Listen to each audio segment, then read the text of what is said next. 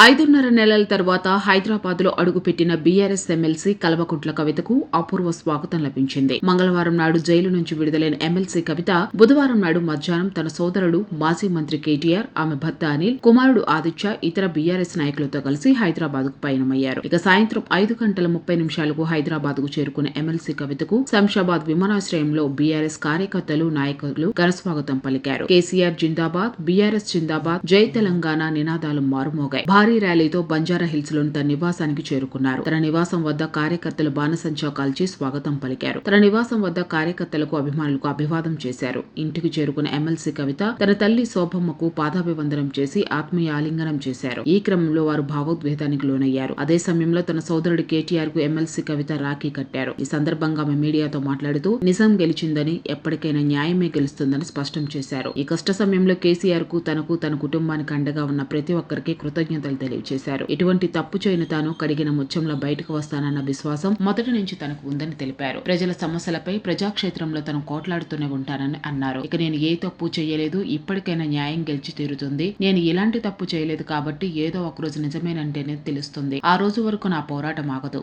కేసీఆర్ నాయకత్వంలో పోరాడుతా, ప్రజాక్షేత్రంలో ఇంకా బలంగా పనిచేస్తా. ఇక నుంచి బీఆర్ఎస్ కార్యక్రమాల్లో చురుగ్గా పాల్గొంటా. ఈ కేసు నుంచి కడిగిన ముత్యంలో బయటపడతా అనే నమ్మకం, విశ్వాసం రెండూ నాకు ఉన్నాయని ఎమ్మెల్సీ కవిత వ్యాఖ్యానించారు. తాను తెలంగాణకు తన ఇంటికి రావడం సంతోషంగా ఉందని అన్నారు.